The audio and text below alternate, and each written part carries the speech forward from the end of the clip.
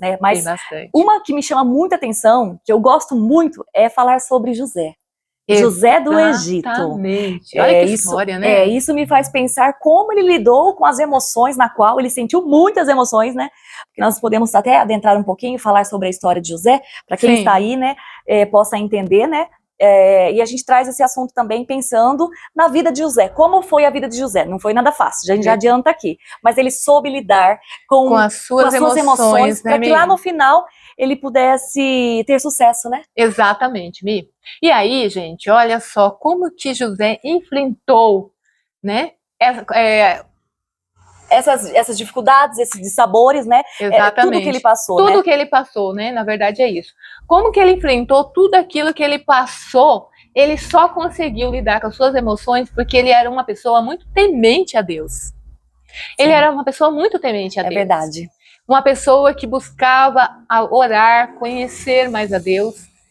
E você conhece a Deus? Como está sendo o seu dia? Tem buscado a Deus? Porque é somente com Ele, né, Mi, que Ele pode estar nos ajudando a lidar com as nossas emoções. Justamente. Sem Ele, é impossível lidar com as nossas emoções. E já que nós vamos adentrar nesse assunto, falando de José, não tem nada melhor, né, do que se espelhar numa história tão linda, né? Como essa de José. Sim. Inclusive, pessoal, nós temos essa história aqui nesse livro, A Chave da Virada, tá? Onde a gente está falando um pouquinho dele para vocês.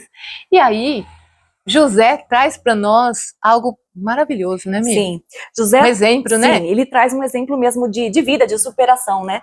José, desde novo, você vê, José fazia com que seus irmãos tivessem ciúmes, né? Inveja, podemos falar do sentimento da inveja, né? Dele, porque ele era muito querido pelos pais, né? Por Jacó e por Raquel.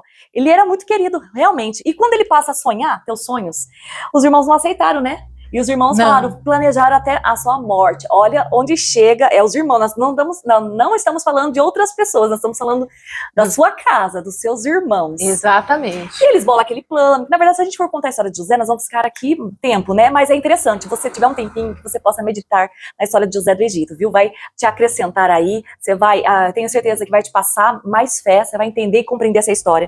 Mas a gente vai trazer mais ou menos para que eles possam entender, né?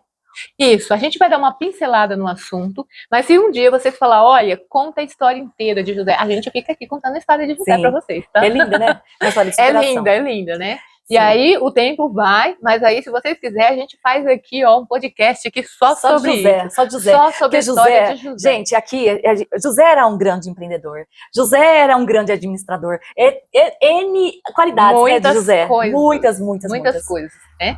E aí eu gosto muito de José também, porque José, ele tem tanto exemplo bonito na Bíblia, né?